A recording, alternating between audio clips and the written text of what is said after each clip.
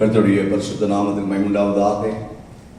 இந்த காலவெளியிலே தேவனுடைய சமூகத்திலே அவருடைய வார்த்தை தியானிக்கும்படி வந்திருக்கிற உங்கள் ஒருவரோடும் ஆண்டவர் பேசுவாராக. தேவனுடைய வார்த்தை கேட்பதற்கு முன்பாக பாடலை பாடுகிறேன். தெரிந்தவர் என்னோடு சேர்ந்து உங்களுடைய இல்லத்திலே பாடி தேவனை மகிமைப்படுத்துங்கள்.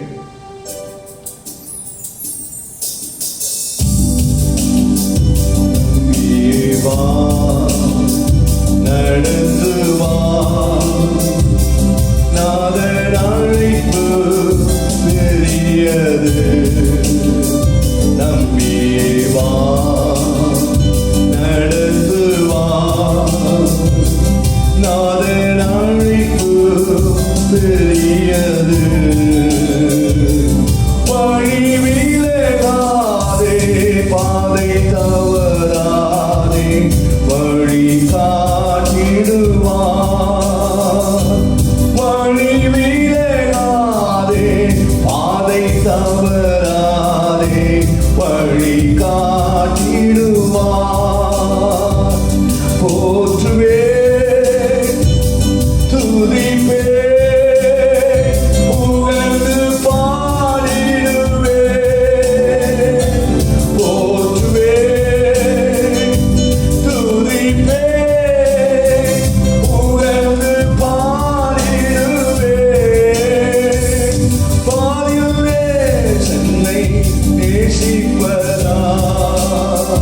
அவரை போற்றுவே. பாரிலே சுன்னை நேசிப்பதா, அவரை போற்றிடு. பாதை இருளல்ல, அவர் வாசல் வெளிச்சமே. பாதை இருளல்ல, அவர் வாசல் வெளிச்சமே. அவர் கிருபை என்றும் புதியது, ஆறுதல் தந்திடுமே. அவர் கிருபை என்றும் புதியது, ஆறுதல் தந்திடுமே. போற்றுவே, துதிப்பே, புகழ்ந்து பாடிடுவே. பாடிலே சென்னை நேசிப்பதா, அவரை போற்றுவே. பாடிலே சென்னை நேசிப்பதா, அவரை போற்றுவே. ஆத்துமாவை கலங்காதே, ஆண்டவரை நீ துதித்திடுவாய்.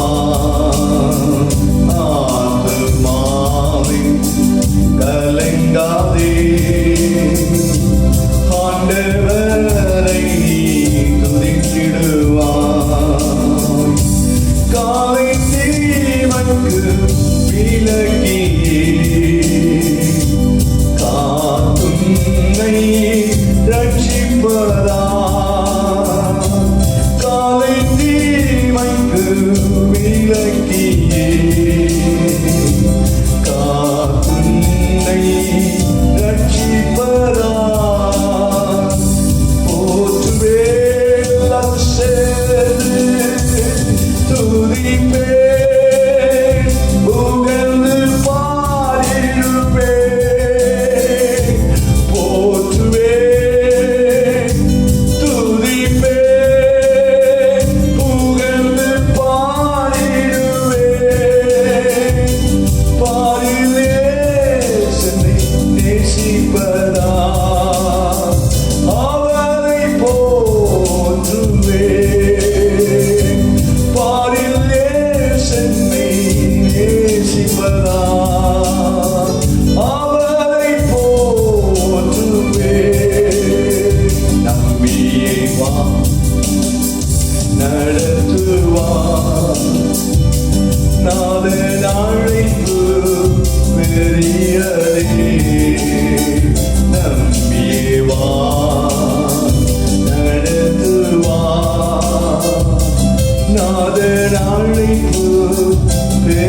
உடையதே. வழி விலகாதே, பாதை தவறாதே, வழி காட்டிடுவார். வழி விலகாதே, பாதை தவறாதே, வழி காட்டிடுவார். போற்றுவே, துதிப்பே, புகழ்ந்து பாடிடுவே. பாலிலே சென்னை நேசிப்பதா, அவரை போற்றுவே. பாலிலே சென்னை நேசிப்பதா, அவரை போற்றுவே. பாலிலே சென்னை நேசிப்பதா, அவரை உயர்த்துவே. பாலிலே சென்னை நேசிப்பதா, அவரை பணிந்திடுவே. பாலிலே சென்னை நேசிப்பதா, அவரை மகிமைப்படுத்துவே.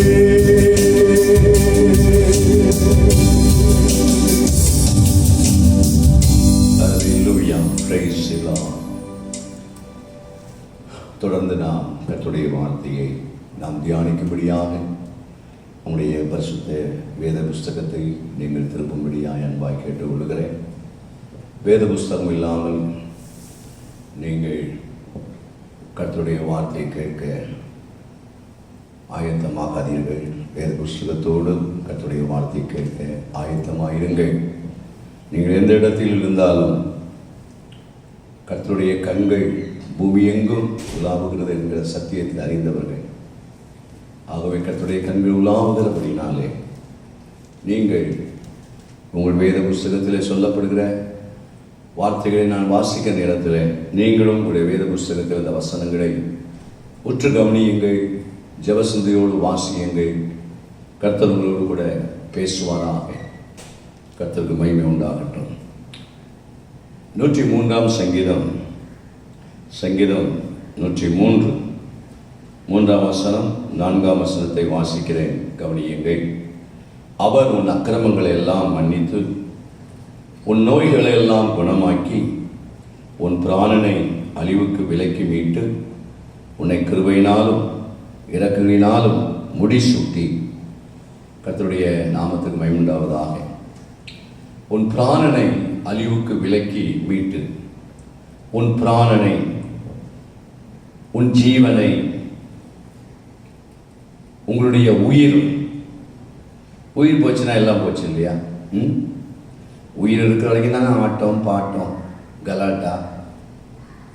உலகத்தில் பாருங்க, இந்த ஜீவன் பிரிகிற வரைக்கும் தான், இந்த உயிர் போகிற வரைக்கும் தான் மனிதனுடைய எல்லா விதமான காரியங்களை நம்ம பார்த்து கொண்டே இருக்கிறோம். மனிதன் தன்னுடைய வாழ்க்கையிலே வாழப்போகிற நாட்களை எண்ணுகிற காலத்தில் நாம் வந்துவிட்டோம்.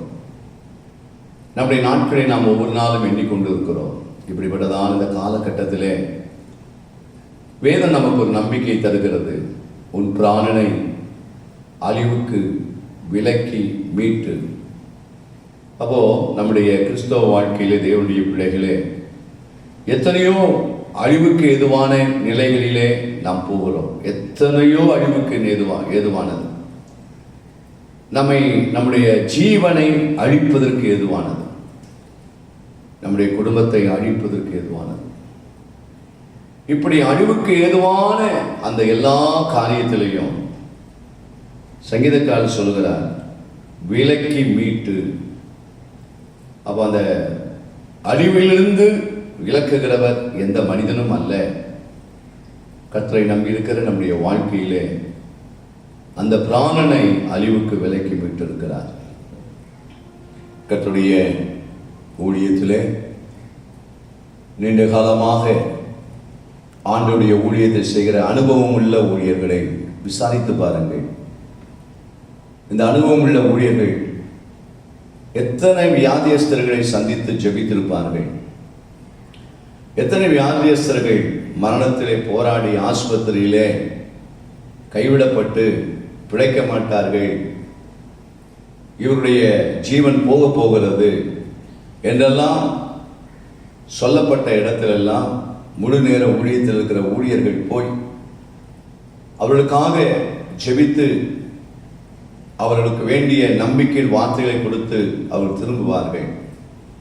அடுத்த நாள் வரும்போது அவர்கள் சொல்லுவார்கள், பாஸ்டர், கர்த்தர் அற்புதம் செய்தார், இல்லாவிட்டால் நேற்றே என் மகனுடைய வாழ்க்கை முடிந்திருக்கும், என் கணவனுடைய வாழ்க்கை முடிந்திருக்கும், என் மனைவியினுடைய வாழ்க்கை முடிந்திருக்கும். ஆண்டவர் என் குடும்பத்திலே இந்த பிராணனை இந்த சாவுக்கு விலக்கி மீட்டார், இந்த மரணம் என்கிற காரியத்திலே விலக்கி மீட்டார். சாவாமை என்பது பைபிளில் கிடையாதுங்க. நம்ம எல்லாருக்கும் ஒரு நாள் சாவு இருக்குது. இப்படிப்பட்ட பிரசங்கத்தெல்லாம் கேட்டு நம்பினவர்கள் நிறைய பேர் மரித்து போனார்கள். நான் அந்த இடத்துக்குள்ளே போக விரும்பவில்லை. நான் ஒரு பெந்தைகோஸ்த ஊழியக்காரர். ஆகவே இதை நான் கொஞ்சம் அப்படி டச் பண்ணிட்டு போகிறேன், சொல்லிட்டு போகிறேன். ஆண்டவர் வேதம் நமக்கு ஏற்கனவே சொல்லியிருக்கிறது, மரணம் நமக்கு இருக்கிறது, நாம் என்றைக்காவது ஒரு நாள் மரித்துத்தான் ஆக வேண்டும். சாவாமை என்பது ஒரு துருபதேசம். இந்த காரியத்தை நீங்கள் நம்பி கெட்டுப்போய் விடாதீர்கள். ஆனால் நம்முடைய ஆயுசு நாட்களை தேவன் நமக்கு கூட்டி கொடுப்பார். எசேக்கியாவுக்கு தேவன் கூட்டி கொடுத்தது போல ஆண்டவர் எசேக்கியாவுக்கு ஏசாயா தீர்க்கதரிசியை கொண்டுதான் ஆண்டவர் சொன்னார்.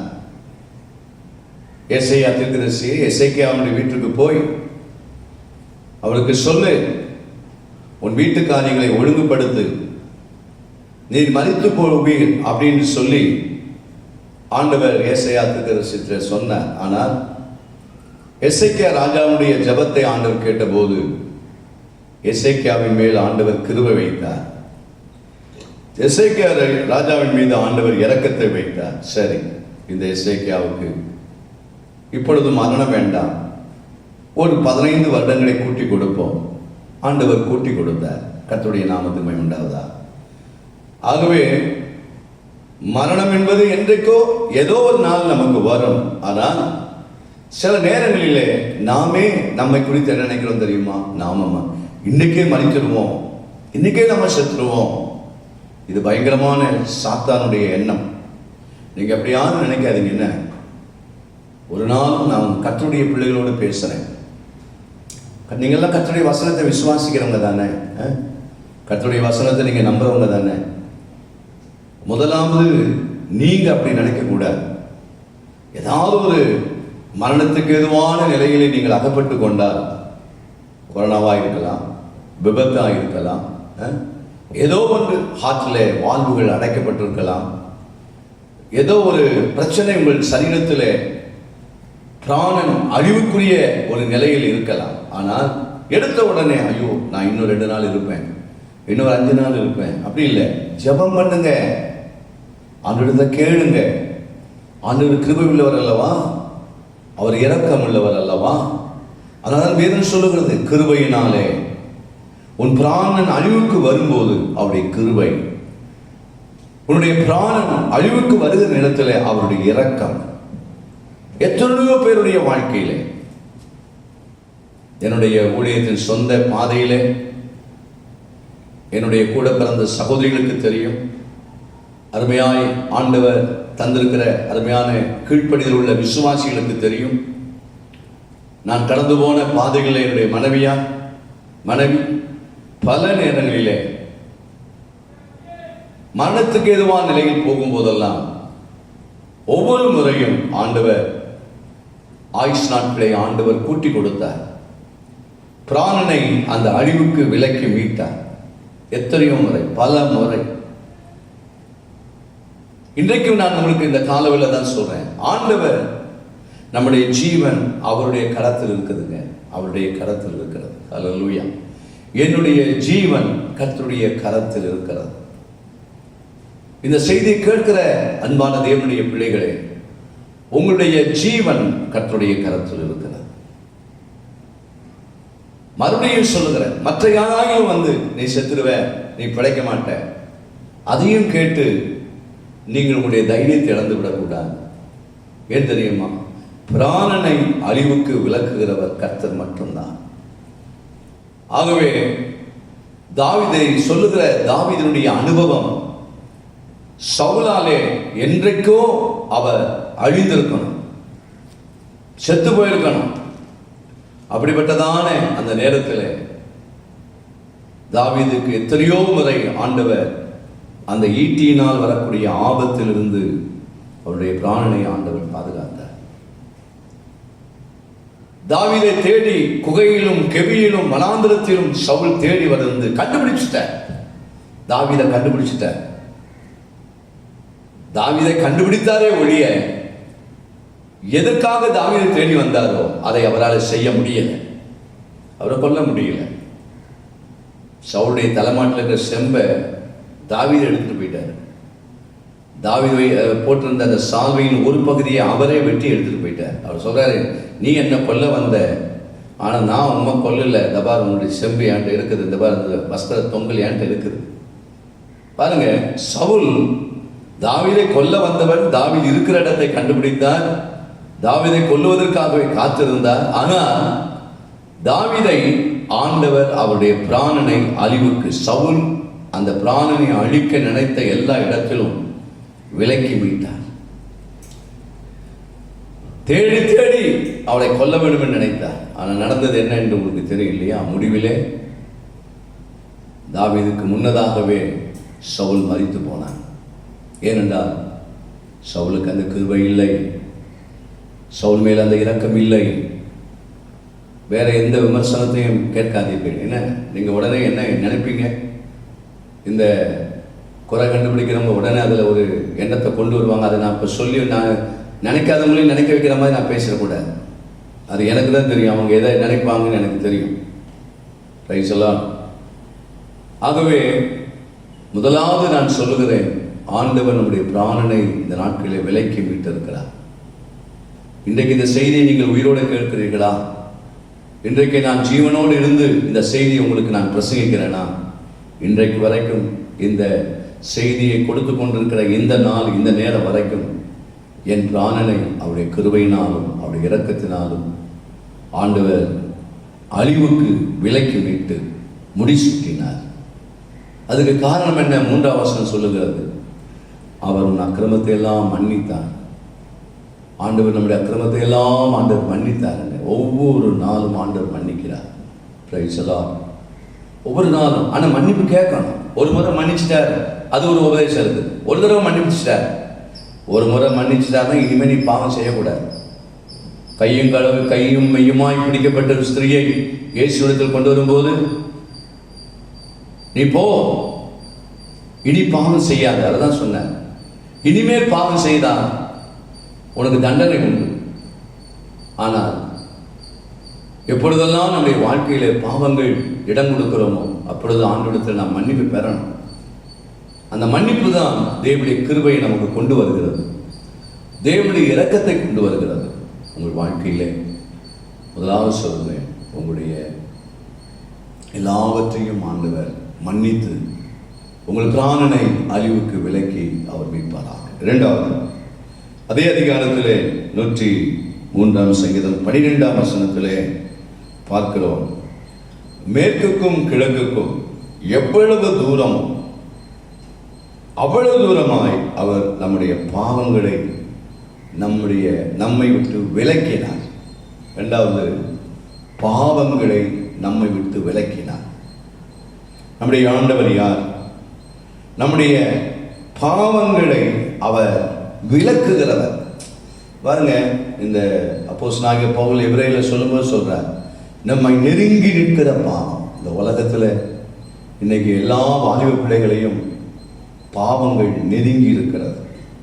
நம்ம வாலிப பிள்ளைகள் சொல்றோம், எல்லாரையும் பாவம் நெருக்கி வச்சிருக்குதுங்க. எல்லாரையும், ஒரு ஆளை விடல, வாலிப பிள்ளைகளையும் பாவங்கள் நெருக்கி வைத்திருக்கிறது.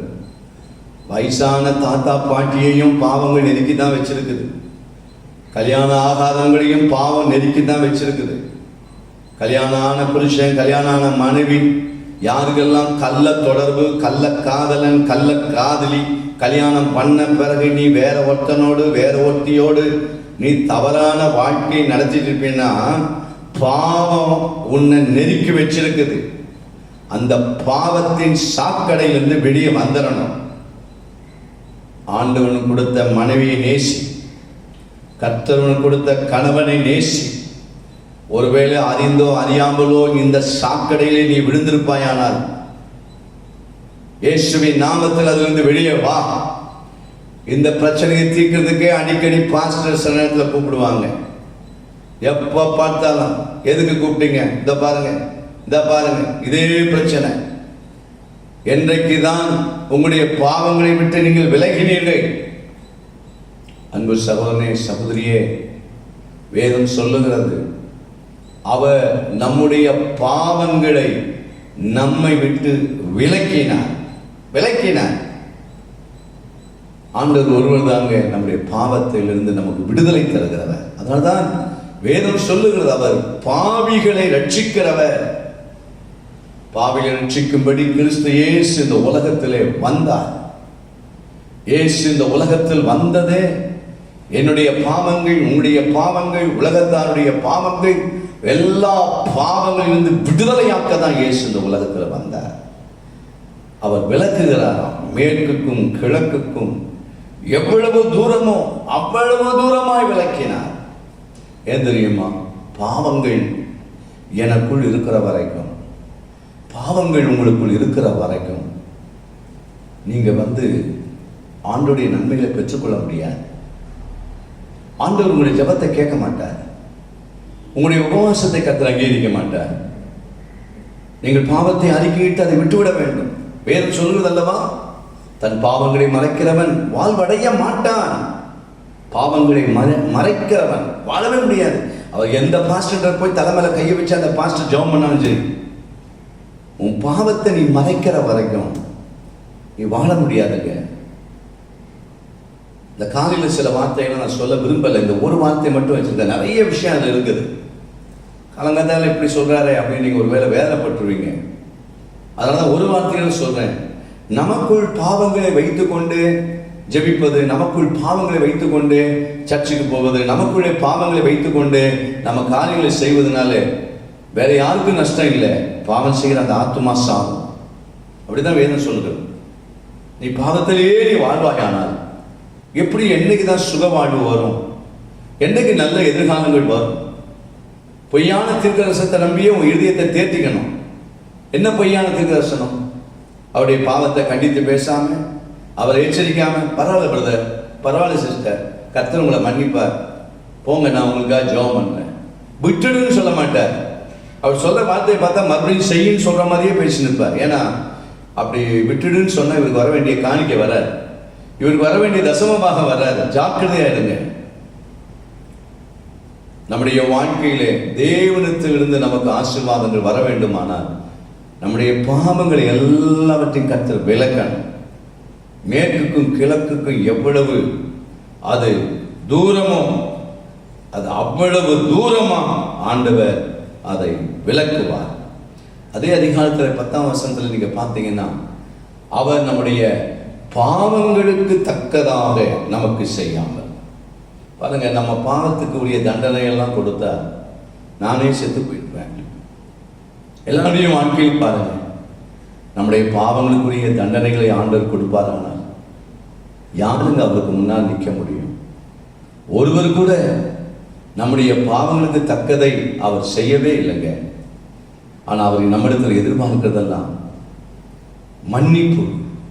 என்னிடத்தில் மன்னிப்பு கேள், நான் உன்னை மன்னித்து உனக்கு ஒட்டி இருக்கிற, உன்னை நெருங்கி இருக்கிற எல்லா பாவத்தையும் தூரமாய் விலக்கி விடுவேன். கர்த்தருக்கு மகிமை. மூன்றாவது யாத்ராகமம் 23ஆம் அதிகாரம், யாத்ராகமம் 23ஆம் அதிகாரம் 25ஆம் வசனத்தை வாசிக்கிறேன், கவனியுங்கள். உங்கள் தேவனாகிய கர்த்தரையே சேவிக்க கடவீர்கள். அவர் உன் அப்பத்தையும் உன் தண்ணீரையும் ஆசீர்வதிப்பார், வியாதியை உன்னிலிருந்து விலக்குவார், உன் பிராணனை அழிவுக்கு விலக்கி மீட்பார், உன் பாவங்களை உன்னை விட்டு விலக்குவார். மூன்றாவது, உங்கள் வாழ்க்கையிலே இன்றைக்கு உலகம் முழுவதும் வியாதிகள், யாரை பார்த்தாலும் வியாதிகள், வியாதியுடைய அகோரம். இது இந்திய தேசத்தில், தமிழ்நாட்டிலே, சென்னை பட்டணத்தில் கோர தாண்டவம் ஆடுகிறது வேதனை. தேவனுடைய பிள்ளைகளை நீங்கள் ஜெபிக்கிறீர்களா? ஜெபம் பண்ணி உங்களுடைய பிள்ளைகளை பாதுகாத்துக் கொள்ளுங்கள்.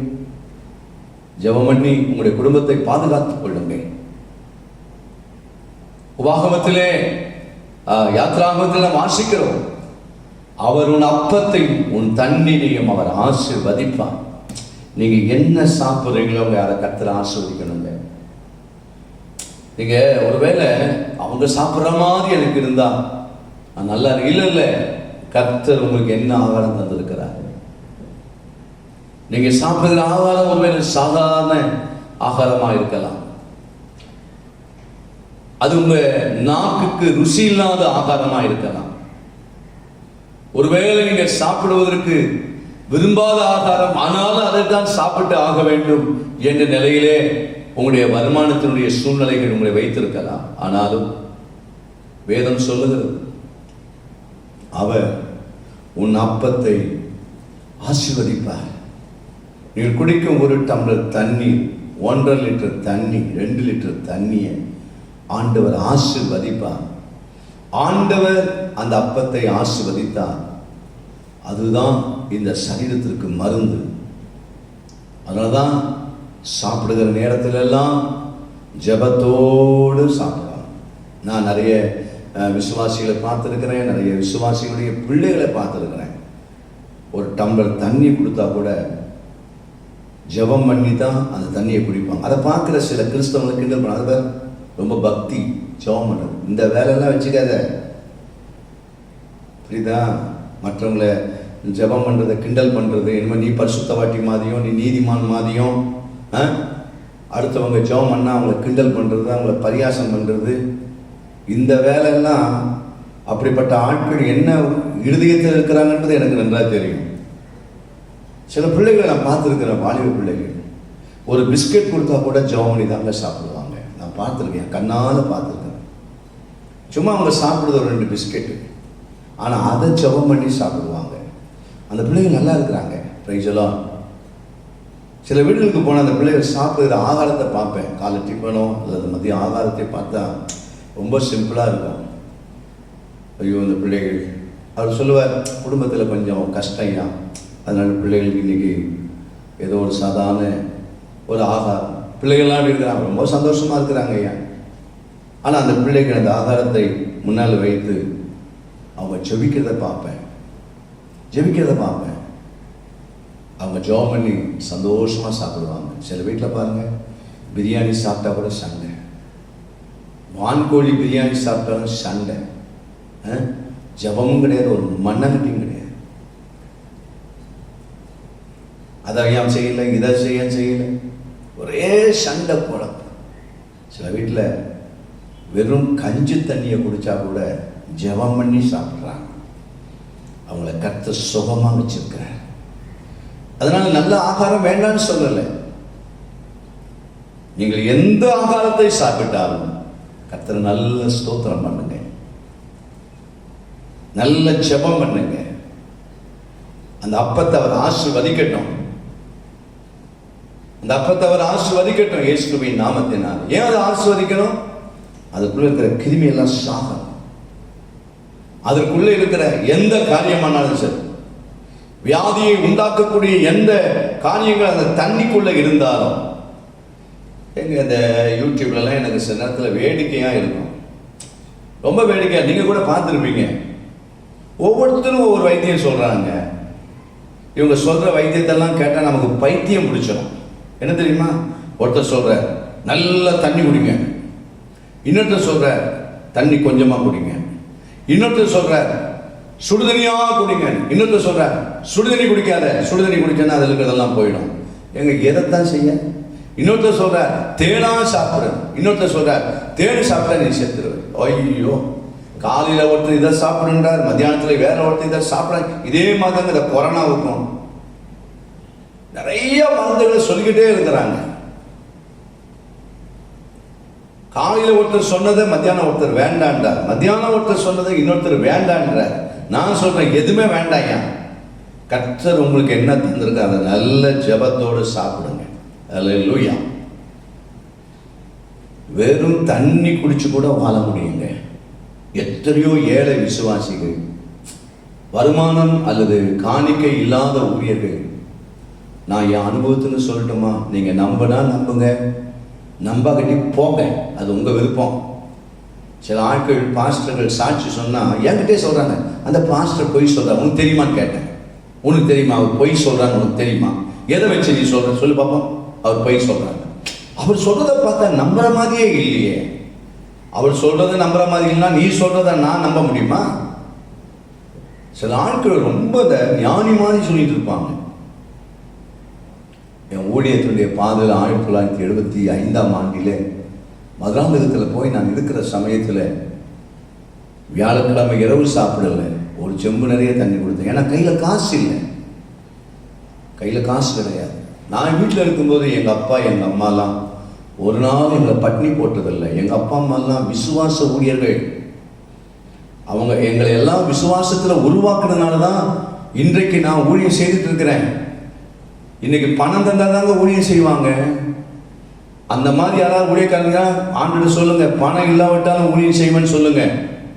அப்பதான் கர்த்தர் உங்கள் ஊழியத்தை ஆசீர்வதிப்பார்.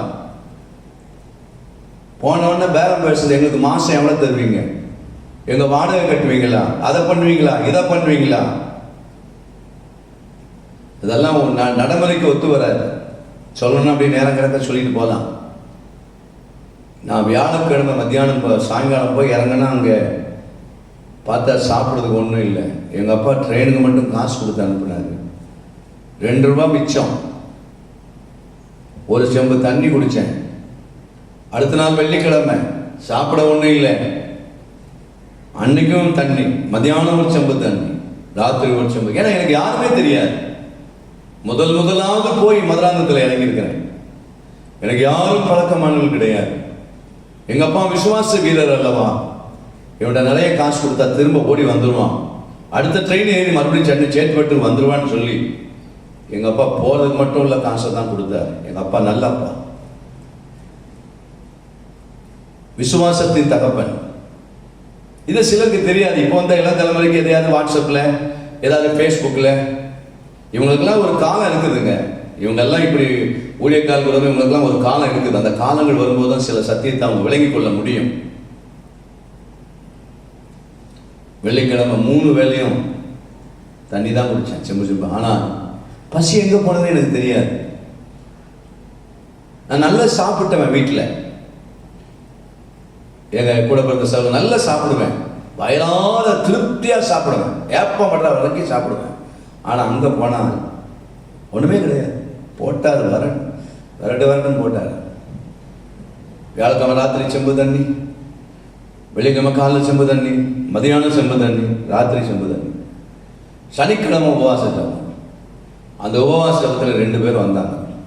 2 பேர் யாராவது ஊழியக்கார் வந்து பார்க்க வரலான்னு வந்தாங்க. அந்த 2 பேரில் ஒருத்தர் தான் திருவேற்காலில் ஊழியம் செய்கிற அருமையான பாஸ்டர் ஜான்சனுடைய தகப்பனார். அவர் வந்து ஜபத்தில் பங்கு விட்டு முடிஞ்ச பிறகு ஏதாவது சாப்பிட்டீங்களா? நான் தான் சொன்னேன், ஆண்டவரை நான் யாத்தையும் கேட்க மாட்டேன், நீங்கள் எதையாவது சாப்பிட்டீங்களா? இல்லை, கர்த்தர் செய்வார், நடத்துவார், இப்படி தான் சொன்னேன்.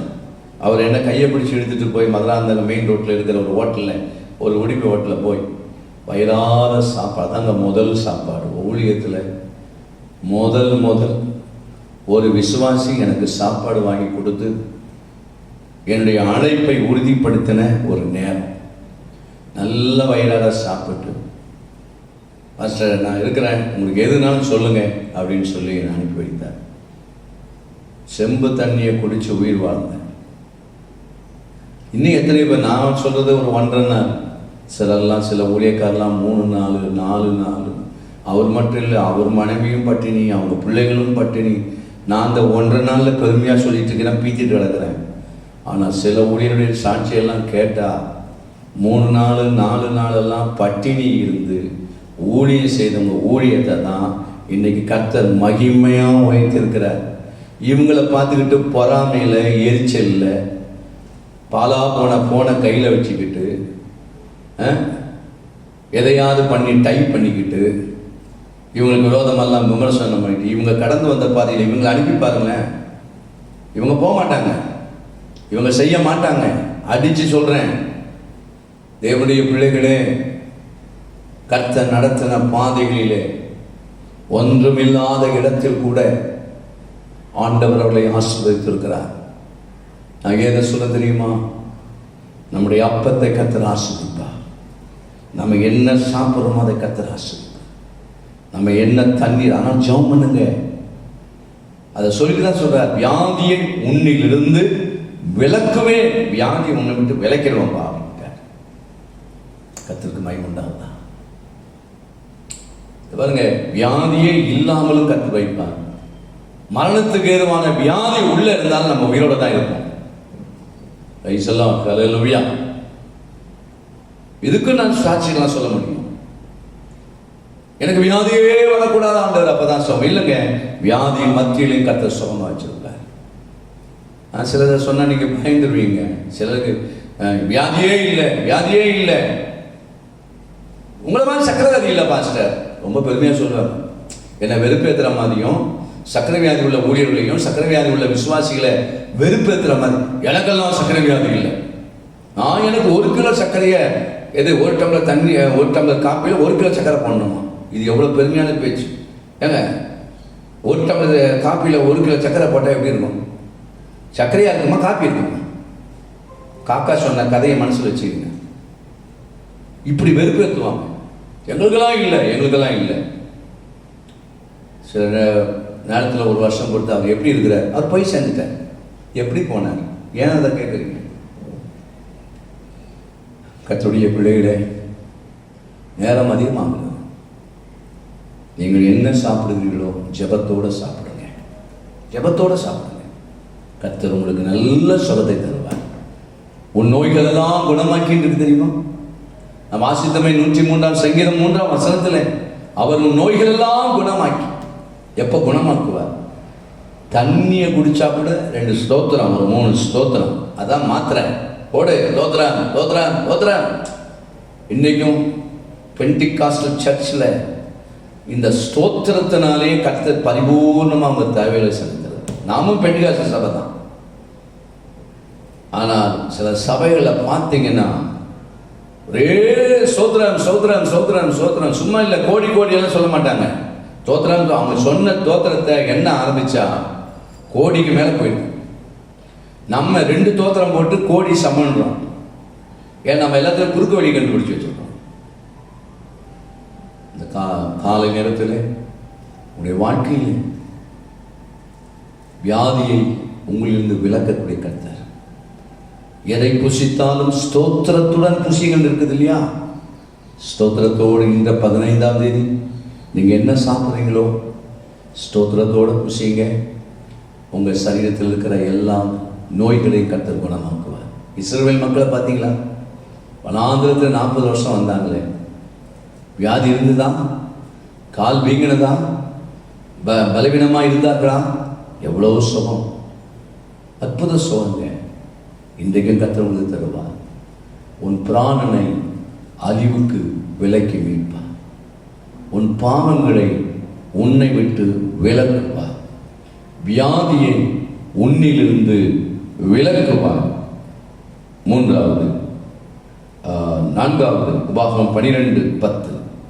உபாகமம் 12:10 அங்கே சொல்லப்பட்டிருக்கிறது, நீங்கள் யோர்தானை கடந்து போய் உங்கள் தேவனாகிய கர்த்தர் உங்களுக்கு சுதந்திரிக்க கொடுக்கும் தேசத்தில் குடியேறும் போது சுற்றிலும் இருக்கிற உங்கள் சத்துருக்களை எல்லாம் அவர் விலக்கி உங்களை இளைப்பாற பண்ணுகிறதினால் நீங்கள் சுகமாய் வசித்திருக்கும் போது.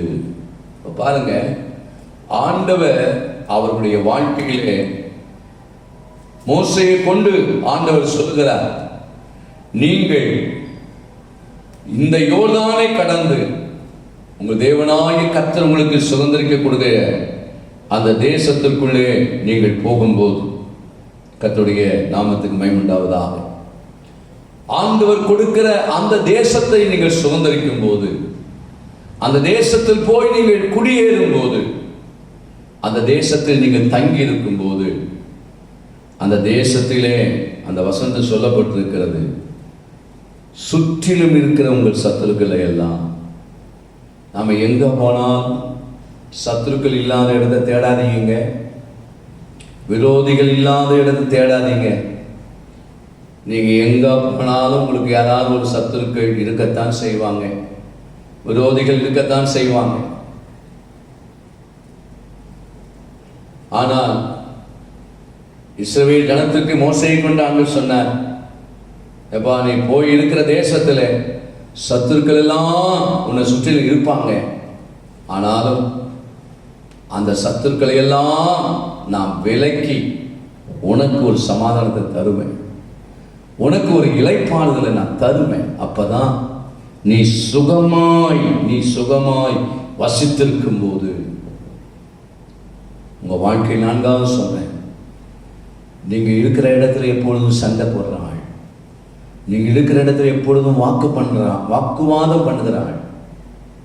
சபையில் ஒரு ஆள் எதுக்கெடுத்தாலும் வாக்குவாதம் பண்ணும், எதுக்கெடுத்தாலும் தர்க்கம் பண்ணும், எதுக்கெடுத்தாலும் அடுத்தவங்களை குறை சொல்லணும், எதுக்கெடுத்தாலும் அடுத்த ஆள் தன்னை விட்டா வேற யாரும் இல்லை என்கிற அப்படிப்பட்ட தற்பெருமை உள்ள ஒரு நபர். தேவனுடைய பிள்ளைகள் இப்படிப்பட்ட ஆவிகள் எல்லாம் அதிகமாய் போராடி ஜெபிக்க வேண்டியது இருக்கிறது. எல்லா சபைகளிலும் இப்படிப்பட்ட நபர்கள் இருப்பார்கள். உங்களுடைய வாழ்க்கையை சற்று யோசித்து பாருங்க. நீங்கள் எந்த இடத்தில் இருந்தாலும் உங்களை சுற்றிலும் சில சத்துருக்கள் இருப்பார்கள். ஆனால் நீங்கள் தேவனுடைய பிள்ளைகளாக இருக்கும்போது அந்த சத்துருக்களை எல்லாம் கர்த்தர் விலக்க வேண்டிய நேரத்தில் விலக்கிடுவார். அதனால் 23ஆம் சங்கீதத்தை சொன்னார், சத்துருக்களுக்கு முன்பாக எனக்கு ஒரு பந்தியை நீர் ஆயத்தப்படுத்தினேன். ஆண்டவர் சத்துருக்களுக்கு முன்பதாக ஒரு பந்தி, சத்துருக்கள் இல்லாத இடத்தில் அல்ல, சத்துருக்களுக்கு முன்பதாக கர்த்தர் உங்களை மேன்மையாக வைப்பார். அதான் பந்தின்னா சத்துருக்கள் எல்லாம் அப்படி வட்டமாக உட்காந்துருப்பாங்க. ஆனால் அந்த இடத்துல நீங்க தான் மேன்மையாக இருப்பீங்க. நான் தான் மேன்மையாக, எனக்கு தெரியும் இந்த சகோதரன் சத்துரு, இந்த லேடி சத்துரு, அந்த லேடி சத்துரு, எல்லாம் சத்துரு, ரைட். ஆனால் அந்த இடத்துல ஆண்டவர் என்னை எப்படி வைப்பார்டா, மேன்மையாக ஆண்டவர் வைப்பார். உடனே யூதாஸ் மாதிரி நினைக்காதீங்க. நானும் இந்த பிரசங்கத்தில் அதனுடைய கருத்து அதில்லை. உங்களில் ஒருவர் என்னை காட்டி கொடுப்பான்னு சொன்னபோது எல்லாரும் நானும் நாங்கள், அதுக்காக நான் இதை சொல்லலை. நீங்கள் எனக்கு சத்துருவாக இருந்தால் நீங்கள் தான், அவ்வளோதான். அதான் அந்த அர்த்தம். நீங்கள் எனக்கு சிநேகிதனாக இருக்கிற வரைக்கும் நீங்கள் ஏன் நானும்னு சொல்லணும்? நான் சில ஆட்கள் கேட்பேன், பாஸ்டர் என்ன ரொம்ப குத்தி பேசுறேன். ஏப்பா உன்னை குத்தி பேசுறேன்னு சொல்கிறேன், நீ சொல்றிய நீ அப்படிப்பட்ட ஆளா? இல்லை. அப்போ ஏன் நீ அதை பற்றி வருத்தப்படுற? நீயே சொல்கிற நான் சொன்னது உண்மைதான், ஆனால் நீ அந்த மாதிரி ஆளா? இல்லை. அப்போ ஏன் நீ வருத்தப்படுற? அந்த மாதிரி சொன்ன ஆளுக்கு தான் நான் பேசினேன், நீ பேசாமல் போ. அல்லது என்னமோ என்னை குத்துற மாதிரி இருக்குது. அப்போ எங்கேயோ ஒரு இடத்துல உனக்கு அது குத்துது. தேவனுடைய பிள்ளைகளே, சத்துருக்கள் இருக்கத்தான் செய்வாங்க, ஆனால் சத்துருக்கள் இருந்து விலக்கி காப்பார். கடைசியாக ஒன்றை சொல்லி நான் முடிக்க விரும்புகிறேன். 2 நாளாகமம் 32ஆம் அதிகாரம் 22ஆம் வசனம். 2 நாளாகமம் 32ஆம் அதிகாரம் 22ஆம் வசனத்திலே பார்க்கிறோம். இப்படி கர்த்தர் எசேக்கியாவையும் எருசலேமின் குடிகளையும் அஸ்சிரியருடைய ராஜாவாகிய சனகரிப்பின் கைக்கும், அஸ்சிரியருடைய ராஜாவாகிய சனகரிப்பின் கைக்கும் மற்ற எல்லாருடைய கைக்கும் நீங்களாக்கி ரட்சித்து அவளை சுற்றுப்புறத்தாருக்கு விலக்கி ஆதரித்து நடத்தினார். என்ன அருமையான வார்த்தை! இந்த எசேக்கியா ராஜாவை பயமுறுத்தின அஸ்ரிய ராஜாவாகிய சனகரிப்பு எப்படியெல்லாம் எசேக்கியாவை பயமுறுத்த முடியுமோ அவ்வளவு பயமுறுத்தினார். ஆனால் வேதம் சொல்லுகிறது, அந்த பயமுறுத்தின் நடுவில் அஸ்ரிய ராஜாவுடைய அசிரிய ராஜாவாகிய சனகரிப்பின் கைக்கு விலக்கி ரட்சித்தார். அது மாத்திரமல்ல, மற்ற எல்லாருடைய கைக்கும் நீங்களாக்கி ரட்சித்து அவளை சுற்றுப்புறத்தாருக்கு விலக்கி ஆதரித்து நடத்தினார். இந்த நாளிலும் கர்த்தர் உங்களை விலக்கி ஆதரித்து நடத்துவார். உன் பிராணனை அழிவுக்கு விலக்கி மீட்பாராக. பாவங்களை உங்களை விட்டு விலக்கி தூரமாக்கி நடத்துவாராக. உங்கள் வாழ்க்கையில் உங்கள் அப்பத்தையும் தண்ணீரையும் அவர் ஆஸ்வதிப்பாராக. சத்துருக்களை விலக்கி உங்களை இளைப்பாற பண்ணுவாராக. உங்கள் வாழ்க்கையிலே எல்லாருடைய கைக்கும் பயங்கரமாய் உங்களை பயமுறுத்துகிற அசிரிய ராஜாவாகிய சனகரிப்பு உள்ள ஆவியுடைய மக்களுக்கும் உங்களை விலக்கி ஆண்டவர் ஆதரித்து நடத்துவாராக. கண்ணை மூடுவோம். எங்கள் பரலோக பிதாவே, எங்கள் சர்வவல்ல இரட்சகரே, இந்த காலையில் இந்த வார்த்தையை கேட்ட நம்முடைய பிள்ளைகளை ஆசீர்வதித்தரணும். எதற்கெல்லாம் அவர்கள் விலக்கி காக்கப்பட வேண்டுமோ அதில் அவர்கள் விலக்கி காத்துக்கொண்டு தேவனுடைய நாமம் மகிமைப்படட்டும். இயேசுவின் நாமத்தில் பிதாவே, ஆமென், ஆமென். என் ஆத்துமாவே கர்த்தரை ஸ்தோத்திரி, என் முழுமையுள்ள பரிசுத்த நாமத்தை ஸ்தோத்திரி. என் ஆத்துமாவே கர்த்தரை ஸ்தோத்திரி, கர்த்தர் செய்த சகல உபகாரங்களையும் மறவாதே. ஆமென். கிறிஸ்துவுக்கு அன்பான விசுவாசிகளை, இன்று காலை 10 மணிக்கு உபவாச ஜெபத்தினுடைய செய்தியை கேளுங்கள். வீடுகளில் இருந்து உங்களுக்கு உபவாச செய்தியை நான் கொடுப்பேன். ஜெப சிந்தையோடு கேட்கும்படி உங்கள் அன்பாய் கேட்டுவிடும். கர்த்தர் உங்களை ஆசீர்வதிப்பாராக. Praise the Lord.